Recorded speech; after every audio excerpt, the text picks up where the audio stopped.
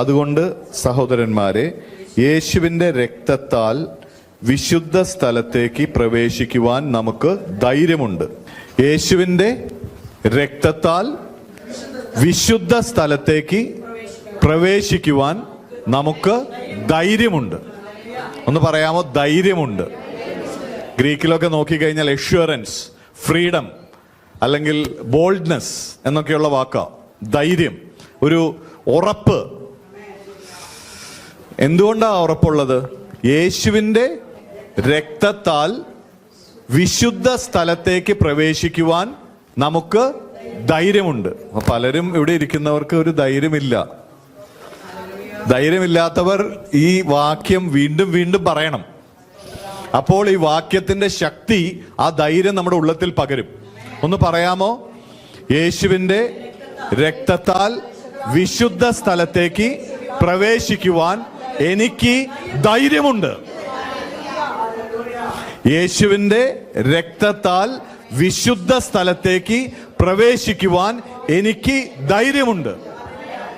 ഇത് മനസ്സിലാകണമെങ്കിൽ നമ്മൾ യേശുവിന് മുൻപ് എങ്ങനെയായിരുന്നു പ്രാർത്ഥനയും ദേവാലയത്തിലെ ശുശ്രൂഷകളും എന്ന് മനസ്സിലാക്കണം. വിശുദ്ധ സ്ഥലം വളരെ പരിപാവനമായി സൂക്ഷിച്ചിരുന്ന സ്ഥലമാണ്. ആ സ്ഥലത്തേക്ക് പ്രവേശിക്കുവാൻ സാധാരണ ജനങ്ങൾക്ക് അനുവാദമില്ല. പുരോഹിതൻ മാത്രമാണ് വിശുദ്ധ സ്ഥലത്തേക്ക് പ്രവേശിക്കുക. അതും കൊല്ലത്തിൽ ഒരിക്കൽ, ആണ്ടിൽ ഒരിക്കലാണ് പുരോഹിതന് പോലും ആ അതിവിശുദ്ധ സ്ഥലത്തേക്ക് പ്രവേശിക്കുവാൻ അനുവാദമുള്ളത്. ഹല്ലേലൂയ. ഒരു തവണ വർഷത്തിൽ അവിടെ പ്രവേശിച്ച് ജനങ്ങളുടെ പാപത്തിന് വേണ്ടി പുരോഹിതൻ യാഗമർപ്പിക്കണം. ഒരു മൃഗത്തെ കൊണ്ടുവന്ന് പാപപരിഹാര ബലിയായി ആ യാഗമർപ്പിച്ച് പുരോഹിതൻ തിരിച്ചു വരണം. ഒരു തവണ കൊല്ലത്തിലുള്ളത് കൊണ്ട് ആ ദിവസം പുരോഹിതൻ അത്രയും ഒരുക്കത്തിലാണ്. പുരോഹിതന് അറിയാം, ഇന്ന ദിവസം ഞാൻ അതിവിശുദ്ധ സ്ഥലത്തേക്ക് പോകേണ്ടതാണ്. വിറയലോടെയാണ് ആ ദിവസത്തെ പുരോഹിതൻ കാണുന്നത്. ഹല്ലേലൂയ. കാരണം അശുദ്ധിയോടെയോ പാപം കയ്യിൽ വെച്ചോ അതിവിശുദ്ധ സ്ഥലത്തേക്ക് പോയാൽ ആ പുരോഹിതൻ അവിടെ മരിച്ചു വീഴുവാനിടയാകും. അത്ര ഗൗരവകരമായ കാര്യമാണ്. അതുകൊണ്ട് വിറയലോടെയാണ് ഈ പുരോഹിതൻ പോലും ആ ദൈവസന്നിധിയിലേക്ക് ചെല്ലുവാൻ വളരെ ഒരുക്കത്തോടെ, പ്രാർത്ഥനയോടെ, സ്വയം ശുദ്ധീകരിച്ച് ആ അതിവിശുദ്ധ സ്ഥലത്ത് ചെന്ന് ജനങ്ങളുടെ പാപങ്ങൾക്ക് പരിഹാരമായി ഒരു മൃഗത്തെ ബലിയർപ്പിക്കും. കരമുയർത്തി കർത്താവിനെ സ്തുതിച്ചാൽ. ഹല്ലേലൂയ. അതിന്റെ ചില ശകലങ്ങൾ നമ്മൾ ഇപ്പൊ വായിച്ച വചനത്തിന്റെ മുൻപ് വായിച്ചാൽ, 10 വായിച്ചാൽ, 10 ഓരോ പുരോഹിതനും 11 വചനം വായിക്കാം. ഏതു പുരോഹിതനും ദിവസേന ശുശ്രൂഷിച്ചും പാപങ്ങളെ പരിഹരിപ്പാൻ ഒരു നാളും കഴിയാത്ത അതേ യാഗങ്ങളെ കൂടെ കൂടെ കഴിച്ചും കൊണ്ട്, ഓരോ പുരോഹിതനും പാപങ്ങളെ മുഴുവൻ മാറ്റുവാൻ ശക്തിയില്ലാത്ത യാഗങ്ങൾ കൂടെ കൂടെ അർപ്പിച്ചു പോന്നു. കൊല്ലത്തിൽ എല്ലാ കൊല്ലങ്ങളിലും വന്ന് കൂടെ കൂടെ ഈ യാഗം അർപ്പിക്കും. എന്നാൽ ഒരിക്കലും പാപത്തിന് സ്ഥിരമായ ഒരു പരിഹാരം ലഭിച്ചിരുന്നില്ല. സ്തോത്രം. 11 വചനം അതാണ് പറയുന്നത്. 12 വചനം വായിക്കാം. യേശുവോ പാപങ്ങൾക്കു വേണ്ടി ഏകയാഗം കഴിച്ചിട്ട് എന്നേക്കും ദൈവത്തിന്റെ വലത്തുഭാഗത്ത് ഇരുന്നു കൊണ്ട് തന്റെ ശത്രുക്കൾ തന്റെ പാദപീഠമാകുവോളം കാത്തിരിക്കുന്നു. സ്തോത്രം. യേശുവോ പാപങ്ങൾക്ക് വേണ്ടി ഏകയാഗമർപ്പിച്ച് എന്നേക്കും ദൈവത്തിന്റെ വലതുഭാഗത്ത് ഇരിക്കുകയാണ്. ഒന്ന് പറയാമോ? ഏകയാഗം. യേശു അർപ്പിച്ചത് നിരന്തരമായ യാഗമല്ല, നിരന്തരമായ ബലികളല്ല. യേശു സാധാരണ അന്നുവരെയുള്ള പുരോഹിതന്മാരിൽ നിന്ന് വ്യത്യസ്തമായി ഏകയാഗമാണ് അർപ്പിച്ചത്. ഒന്ന് കരമുയർത്തി പറയാമോ? ഏകയാഗം. ഏകയാഗം. ഒരിക്കലായി എന്നേക്കുമായി ഏകയാഗം യേശു കർത്താവ് അർപ്പിച്ചു. ഹല്ലേലൂയ. Praise God. അങ്ങനെ അർപ്പിച്ച് ദൈവത്തിന്റെ വലതുഭാഗത്ത് ഇരിക്കുക. തുടർന്ന് വായിക്കുക, തന്റെ ശത്രുക്കൾ തന്റെ പാദപീഠമാകുവോളം കാത്തിരിക്കുന്നു. അപ്പോൾ യേശു ചെയ്യാനുള്ളത് ആ യാഗം അർപ്പിച്ച് കഴിഞ്ഞു. ഹല്ലേലൂയ. ഏകയാഗമാ, ഇനി വേറൊരു യാഗമില്ല. Praise God. നിരന്തരമായ യാഗമില്ല, കൊല്ലത്തിൽ യാഗമില്ല, എവരിഡേ ബലികളില്ല, ഒറ്റ യാഗം. അത് കുറച്ചുകൂടെ സ്പഷ്ടമാക്കുന്നത് 14-ാം വചനം, ഏകയാഗത്താൽ അവൻ വിശുദ്ധീകരിക്കപ്പെടുന്നവർക്ക് സദാകാലത്തേക്കും സൽഗുണപൂർത്തി വരുത്തിയിരിക്കുന്നു. ഏകയാഗത്താൽ അവൻ വിശുദ്ധീകരിക്കപ്പെടുന്നവർക്ക് സകലവിധ പൂർണ്ണതയും വരുത്തിയിരിക്കുന്നു എന്ന്. വിശുദ്ധീകരിക്കപ്പെടുന്നവർക്ക്, ഹല്ലേലൂയ, യേശുവിൽ വിശ്വസിക്കുന്നവർക്ക് അവൻ ഒറ്റയാഗത്താൽ, ഏകയാഗത്താൽ സകലവിധ ശുദ്ധീകരണവും വരുത്തിയിരിക്കുന്നു. ഹല്ലേലൂയ, പ്രൈസ് ഗോഡ്. ഇത് വലിയൊരു മർമ്മമാണ്. ഇതുകൊണ്ടാണ് യഥാർത്ഥത്തിൽ വിശ്വാസത്തിൽ വരുമ്പോൾ ഒരു പുരോഹിതനും വീണ്ടും വീണ്ടും പാപം കളയുവാൻ ശക്തിയില്ലാത്ത ബലികൾ അർപ്പിക്കേണ്ട ആവശ്യമില്ലെന്ന് വചനം നമ്മളെ പഠിപ്പിക്കുന്നത്. കാരണം ആ യാഗം, ആ ബലി ഒരിക്കലായി എന്നേക്കുമായി യേശു കർത്താവ് അർപ്പിച്ചു കഴിഞ്ഞു. കരമടിച്ച് കർത്താവിനൊന്ന് മഹത്വം കൊടുക്കാമോ? ഹല്ലേലൂയ. നമ്മളെല്ലാം ചെയ്യുന്നത് ആ അർപ്പിക്കപ്പെട്ട ബലിയിലേക്ക് തിരിഞ്ഞ് അതിൽ നിന്ന് വിശ്വാസവും അതിൽ നിന്ന് രക്തത്തിന്റെ വിടുതലും സ്വീകരിക്കുക. ഇവിടെ പുതിയൊരു ബലി അർപ്പിക്കുകയല്ല ചെയ്യുന്നത്. അർപ്പിക്കപ്പെട്ട ബലിയിൽ നിന്ന് ആ രക്തത്തിന്റെ ശക്തിയെ നമ്മൾ എടുക്കുകയാണ്. ഹല്ലേലൂയ. അപ്പോൾ ഇവിടെ വായിക്കുന്നത് ഏകയാഗത്താൽ സ്തോത്രം, അവൻ വിശുദ്ധീകരിക്കപ്പെടുന്നവർക്ക് സദാകാലത്തേക്കും പൂർണ്ണത വരുത്തിയിരിക്കുന്നു എന്ന് പറഞ്ഞാൽ കുറച്ചു നാള് പൂർണ്ണത വരുത്തിയെന്നാണോ? വിശുദ്ധീകരിക്കപ്പെടുന്നവർ എന്ന് പറഞ്ഞാൽ വിശ്വസിക്കുന്നവരാണ് വിശുദ്ധീകരിക്കപ്പെടുന്നവർ. അങ്ങനെയുള്ളവർക്ക് ഏകയാഗത്താൽ, തന്റെ രക്തത്താൽ യേശു കർത്താവ് സദാകാലത്തേക്കും, ഒന്ന് പറയാമോ? സദാകാലത്തേക്കും പൂർണ്ണത വരുത്തിയിരിക്കുന്നു എന്ന് പറഞ്ഞ് ഇനിയൊരു ബലിയുടെ ആവശ്യമില്ല. സദാകാലത്തേക്കും വിശുദ്ധീകരിക്കപ്പെടുന്നവർക്ക് അവൻ പൂർണ്ണത വരുത്തിയിരിക്കുന്നു. വിശ്വസിക്കാമെങ്കിൽ ഒരു ആമേൻ അങ്ങ് പറഞ്ഞു. തന്റെ ശരീരം എന്ന തിരശീലയിലൂടെ അവൻ നമുക്ക് ജീവന്റെ പുതുവഴി തുറന്ന് തന്നിരിക്കുന്നു. തന്റെ ശരീരമായ തിരശീലയിലൂടെ എന്ന് പറഞ്ഞാൽ, ദേവാലയത്തിൽ നിങ്ങൾ പഴയ നിയമം വായിക്കുമ്പോൾ വിശദമായിട്ട് ദേവാലയത്തിന്റെ വിസ്തീർണവും വീതിയും എങ്ങനെയാണ്, അതിവിശുദ്ധ സ്ഥലം, വിശുദ്ധ സ്ഥലം, പുറമെയുള്ള സ്ഥലം, ഇതെല്ലാം ക്രമീകരിച്ചിരിക്കുന്നതെന്ന് കാണാം. അതൊന്നും വെറുതെ അല്ല എഴുതി വെച്ചിരിക്കുന്നത്. സ്തോത്രം. ആ ദേവാലയത്തിൽ ഒരു കർട്ടൻ, ഭയങ്കര കട്ടിയുള്ള കർട്ടൻ ഇടും. അതിവിശുദ്ധ സ്ഥലം സാധാരണ ആർക്കും കാണാൻ കഴിയാത്ത വണ്ണം ഈ കർട്ടൻ ഇട്ട് മൂടിയിരിക്കും. ഈ കർട്ടൻ തുറന്നു വേണം വർഷത്തിലൊരിക്കൽ പുരോഹിതന് അതിവിശുദ്ധ സ്ഥലത്തേക്ക് കടന്നു വരുവാൻ. ഇവിടെ യേശു കർത്താവിന്റെ വചനം പറയുക, അതായത് തന്റെ ശരീരം എന്ന തിരശീലയിലൂടെ അവൻ നമുക്ക് ജീവന്റെ പുതുവഴി തുറന്നിരിക്കുന്നു എന്ന് പറഞ്ഞാൽ, തന്റെ ശരീരം, ആ കർട്ടൻ മാറി കീറി അതിവിശുദ്ധ സ്ഥലത്തേക്ക് പ്രവേശിക്കുന്നത് പോലെ തന്റെ ശരീരം കീറി അവൻ ഒരു പുതിയ ജീവന്റെ വഴി തുറന്നിരിക്കുക. അതിവിശുദ്ധ സ്ഥലമായ ദൈവത്തിന്റെ അടുത്തേക്ക് എത്തുവാൻ തന്റെ ശരീരമാകുന്ന തിരശീല കീറി അവൻ ഒരു പുതു വഴിയെ തുറന്നിരിക്കുക. ഹല്ലേലൂയ. ഈ വഴിയിലൂടെയാണ് നമ്മൾ കർത്താവിന്റെ അടുത്ത് നിന്ന് പ്രാർത്ഥിക്കുന്നത്. ഹല്ലേലൂയ. യേശുവിന്റെ ശരീരമാകുന്ന തിരശീല. അതുകൊണ്ടാണ് യേശു ക്രൂശിക്കപ്പെടുന്ന സമയത്ത് നിങ്ങൾ വായിക്കുമ്പോൾ കാണാം, ദേവാലയത്തിന്റെ തിരശീല മുകൾ മുതൽ താഴെ വരെ നടുകെ കീറിപ്പോയി. ഇനി മുതൽ അതിവിശുദ്ധ സ്ഥലം മറച്ചു വെച്ചിരിക്കുകയല്ല. യേശു കർത്താവിൽ വിശ്വസിക്കുന്നവർക്ക് അതിവിശുദ്ധ സ്ഥലത്തേക്ക് പ്രവേശിക്കുവാൻ, ധൈര്യത്തോടെ ചെല്ലുവാൻ ദൈവം കൃപ നൽകിയിരിക്കുക. അതിന്റെ കാരണം യേശുവിന്റെ രക്തമാ. ഇനി നമ്മളാണ് തീരുമാനിക്കുന്നത് ജീവന്റെ പുതുവഴിയിലൂടെ നടക്കണമോ, അതോ അഴുക്കും ചേറും നിറഞ്ഞ പാപത്തിന്റെ വഴിയിൽ നടക്കണമോ? യേശു കർത്താവ് ജീവന്റെ പുതുവഴി തുറന്നു വെച്ചിരിക്കുക.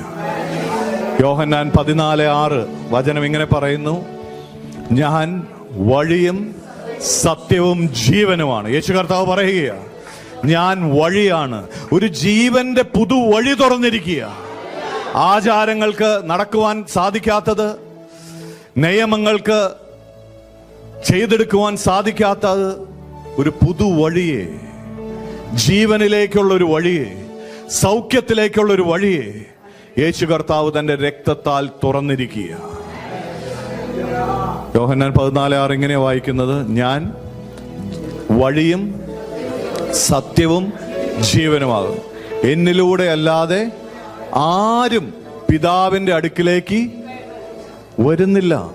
യേശു കർത്താവിലൂടെ അല്ലാതെ ഈ തിരശീല കീറിയ യേശുവിന്റെ ശരീരം കീറിയ ആ ശരീരത്തിലൂടെ അല്ലാതെ ആർക്കും അതിവിശുദ്ധ സ്ഥലത്തേക്ക് പ്രവേശിക്കുവാൻ സാധ്യമല്ലെന്ന്. നമ്മുടെ ധൈര്യം എന്തുകൊണ്ടാ? നമ്മൾ ധൈര്യത്തോടെ പ്രവേശിക്കുന്നത് യേശു കർത്താവിലുള്ള അവന്റെ രക്തത്തിലുള്ള വിശ്വാസത്താലാണ്. അതില്ലാതെ ആർക്കും ആ പരിപാവനമായ ദൈവപിതാവിന്റെ അടുത്തേക്ക് പ്രവേശിക്കുക സാധ്യമല്ല.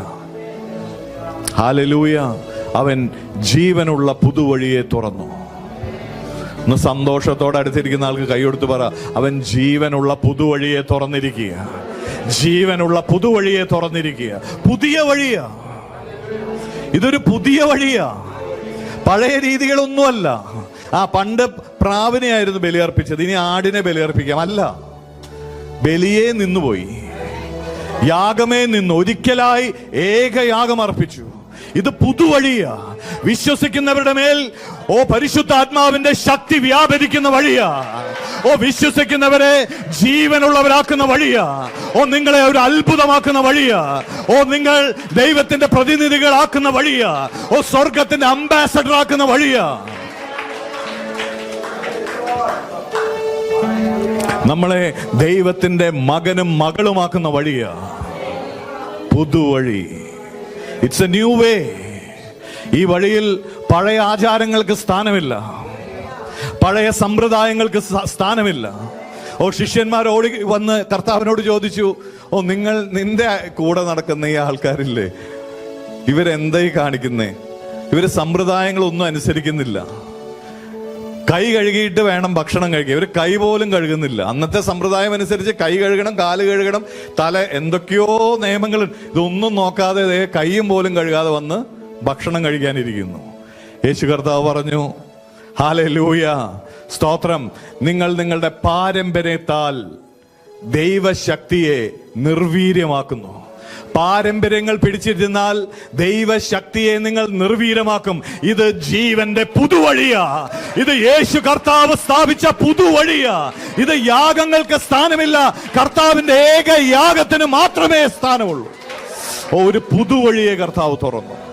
ഒരു പുതുവഴിയെ കർത്താവ് തുറന്നു. സ്തോത്രം, ഹല്ലേലൂയ. നമ്മളുടെ ജീവൻ ഇരിക്കുന്നത് ഈ പുതുവഴിയില്ല. നമ്മളുടെ സൗഖ്യം ഇരിക്കുന്നത് ഈ പുതുവഴിയില്ല. സ്തോത്രം, ഹല്ലേലൂയ. അടുത്ത വചനം വായിക്കാം. 21-ാം വചനം, ദേവാലയത്തിന് മേൽവിചാരകനായി ഒരു മഹാപുരോഹിതൻ നമുക്കുള്ളത് കൊണ്ട് വിശ്വാസത്തിന്റെ പൂർണ്ണ നിശ്ചയം ഉള്ളവരായി പരമാർത്ഥ ഹൃദയത്തോടെ നമ്മുടെ ദുഷ്ട മനസാക്ഷി നീങ്ങുവാനായി ഹൃദയങ്ങളിൽ തളിക്കപ്പെട്ടവരും ശുദ്ധജലത്താൽ ശരീരം കഴുകപ്പെട്ടവരുമായി നമുക്ക് അടുത്തു ചെല്ലാം. സ്തോത്രം. അപ്പോൾ നമുക്കൊരു മേൽവിചാരകൻ സ്വർഗത്തിലുണ്ട്, ഒരു മഹാപുരോഹിതൻ സ്വർഗത്തിലുണ്ട്. യേശു കർത്താവ് നമ്മുടെ എല്ലാം മഹാപുരോഹിതനാണ്. ഹല്ലേലൂയ. നമ്മളെല്ലാം കർത്താവ് കാണുന്നത് എങ്ങനെയാണെന്നറിയോ? നമ്മളെല്ലാം രാജകീയ പുരോഹിത ഗണമാണ്. ഞാൻ അങ്ങനെ എന്നെ കാണുന്നില്ല.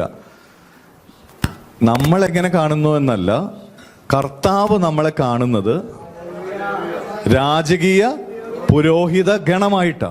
കാരണം സ്വന്തം രക്തത്താൽ വീണ്ടെടുത്തവരാ നമ്മൾ. സ്വന്തം രക്തം വില കൊടുത്ത് വാങ്ങിയവരാണ് നമ്മൾ. അതുകൊണ്ടാണ് 1 പത്രോസ് 2:9 പറയുന്നത്, നിങ്ങൾ രാജകീയ പുരോഹിത ഗണമാണ്. അപ്പൊ നമ്മളെല്ലാവരെയും പുരോഹിതന്മാരായാണ് കർത്താവ് കാണുന്നത്. ഹല്ലേലൂയ. ചിലരെല്ലാവരും വേണമെങ്കിൽ പാസ്റ്റർ പുരോഹിതനായിക്കോ. ഞങ്ങളെല്ലാവരും അങ്ങനെയല്ല. ഞങ്ങൾ അങ്ങനെയല്ല. എല്ലാ വിശ്വാസികളെയും യേശു കർത്താവ് രാജകീയ പുരോഹിതൻ എന്ന സ്ഥാനം നൽകിയിരിക്കുകയാണ്. നോക്ക്, ആമേൻ പറയുന്നു. നോക്ക്, ദൈവം തന്ന സ്ഥാനം എന്തെന്ന് തിരിച്ചറിഞ്ഞാലേ ശത്രുവിനെ ജയിച്ച് ജീവിക്കുവാൻ നമുക്ക് കഴിയുള്ളൂ. രാജകീയ പുരോഹിതനാക്കിയിരിക്കുക. നമ്മുടെ മഹാപുരോഹിതനാണ് യേശു കർത്താവ്. അവിടെ പറയാം, സ്വർഗത്തിൽ നമുക്കൊരു മഹാപുരോഹിതനുണ്ട്. അടുത്തിരിക്കുന്ന ആൾക്കൊന്ന് കൈ കൊടുത്ത് പറയാമോ? സ്വർഗത്തിൽ നമുക്ക് ഒരു മഹാപുരോഹിതനുണ്ട്. നമ്മളെല്ലാം ചോട്ടാ പുരോഹിതന്മാർ. നമ്മളാരാ? ചോട്ടാ പുരോഹിതന്മാർ. ബഡാ പുരോഹിതൻ സ്വർഗത്തിലിരിക്കുക. ഹല്ലേലൂയ. ചോട്ടാ പുരോഹിതന്മാർക്ക് എന്തെങ്കിലും സംശയം ഉണ്ടെങ്കിൽ ബഡാ പുരോഹിതനോട് ചോദിക്കണം. ഹല്ലേലൂയ. അപ്പോൾ ഇവിടെ പറയുക, മഹാപുരോഹിതൻ നമുക്കുള്ളത് കൊണ്ട് നമ്മൾ ചെയ്യേണ്ട കാര്യമാണ് ഇനി പറയുന്നത്. സ്തോത്രം. വിശ്വാസത്തിന്റെ പൂർണ്ണ നിശ്ചയം ഉള്ളവരായി. അപ്പോൾ ഈ വിശ്വാസത്തിൽ പൂർണ്ണ നിശ്ചയം ഉണ്ടാകണം. പരമാർത്ഥ ഹൃദയത്തോടെ നമ്മുടെ ദുഷ്ട മനസാക്ഷി നീങ്ങുവാനായി ഹൃദയങ്ങളിൽ തളിക്കപ്പെട്ടവരും ശുദ്ധജലത്താൽ ശരീരം കഴുകപ്പെട്ടവരുമായി നമുക്ക് അടുത്ത് ചെല്ലാം. അപ്പോൾ പൂർണ്ണ നിശ്ചയത്തോടെ, പരമാർത്ഥ ഹൃദയത്തോടെ നമ്മൾ ദൈവസന്നിധിയിലേക്ക് കടന്നു ചെല്ലണം. എങ്ങനെ ചെല്ലണം? ഹൃദയത്തിൽ തളിക്കപ്പെട്ടവരും ശരീരം കഴുകിയവരുമായി. ഹല്ലേലൂയ. അങ്ങനെയാണോ എഴുതിയിരിക്കുന്നത്? ഹൃദയം തളിക്കപ്പെട്ടവരും ശുദ്ധജലത്താൽ ശരീരം കഴുകപ്പെട്ടവരുമായി നമുക്ക് അടുത്ത് ചെല്ലാം. എന്താ അവിടെ ഉദ്ദേശിക്കുന്നത്? നമ്മൾ അതുകൊണ്ട് യേശു ക്രിസ്തുവിന്റെ രക്തത്താൽ പൂർണ്ണമായി വിശ്വസിക്കണം. രക്തത്തിൽ വിടുതലുണ്ട് എന്ന് പൂർണ്ണ നിശ്ചയത്തോടെ നമ്മൾ ദൈവസന്നിധിയിൽ എങ്ങനെ ചെല്ലണം? പരമാർത്ഥ ഹൃദയത്തോടെ. നമ്മളെ ഹൃദയം പരമാർത്ഥമായിരിക്കണം. നമ്മൾ ഇന്ന് കൃഷ്ണൻകുട്ടി ഞങ്ങൾ വചനം പറഞ്ഞപ്പോൾ കണ്ടു, എല്ലാ തിന്മയും പുറപ്പെടുന്നത് ഹൃദയത്തിൽ നിന്നാണ്. ആ ഹൃദയത്തിന് ഒരു നവീകരണം വരണം. പുറമേ ഉള്ളതൊന്നുമല്ല മാറേണ്ടത്. നിന്റെ സമ്പ്രദായം മാറിയത് കൊണ്ടോ റിച്വൽസ് മാറിയത് കൊണ്ടോ ഒന്നും കാര്യമില്ല. മാറേണ്ടത് നിന്റെ ഹൃദയമാണ്. ഹല്ലേലൂയ. നിന്റെ വസ്ത്രരീതി മാറിയത് കൊണ്ടോ മതം മാറിയത് കൊണ്ടോ ഒരു കാര്യമില്ല. മാറേണ്ടത് നിന്റെ ഹൃദയമാണ്. ഹല്ലേലൂയ. യേശു കർത്താവിൽ വിശ്വസിക്കുമ്പോൾ നിനക്ക് കർത്താവ് ഒരു പുതിയ ഹൃദയം പണിതു തരും. നീ പുതുതായി ജനിക്കും. അപ്പോൾ പുതുതായി ജനിച്ചവരോട് പറയുക, നമ്മൾ ഹൃദയത്തിൽ തളിക്കപ്പെട്ടവരും ശരീരം കഴുകൽ പ്രാപിച്ചവരും. എന്താ ശരീരം കഴുകൽ പ്രാപിക്കുന്നത്? സ്നാനം. നമ്മളെല്ലാവരും വിശ്വസിച്ചാൽ അടുത്തത് യേശു കർത്താവ് കാണിച്ച മാതൃകയാണ്. വിശ്വസിക്കുകയും സ്നാനമേൽക്കുകയും ചെയ്യുന്നവർ രക്ഷ പ്രാപിക്കും. ഹല്ലേലൂയ. വിശ്വസിക്കുക മാത്രമല്ല, സ്നാനമേൽക്കുകയും. വിശ്വസിച്ചുകൊണ്ട് സ്നാനമേൽക്കണം.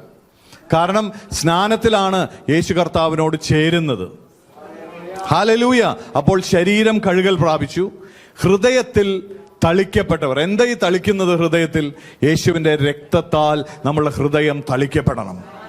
നമ്മൾ ഓരോ ഞായറാഴ്ച കൂടി വരുമ്പോഴും നമ്മൾ കർത്തൃമേശയിൽ യേശുവിന്റെ രക്തത്താൽ തളിക്കപ്പെടുകയാണ് ചെയ്തത്. ഹല്ലേലൂയ. അപ്പോൾ യേശുവിന്റെ രക്തത്താൽ തളിക്കപ്പെടുകയും ശരീരം കഴുകൽ പ്രാപിക്കുകയും ചെയ്ത നമുക്കെല്ലാവർക്കും അവന്റെ അതിവിശുദ്ധ സ്ഥലത്തേക്ക് ധൈര്യത്തിൽ കടന്നു വരാം. ഹല്ലേലൂയ. ഹല്ലേലൂയ. കരമുയർത്തി കർത്താവിനെ സ്തുതിച്ചാട്ടെ. സ്തോത്രം.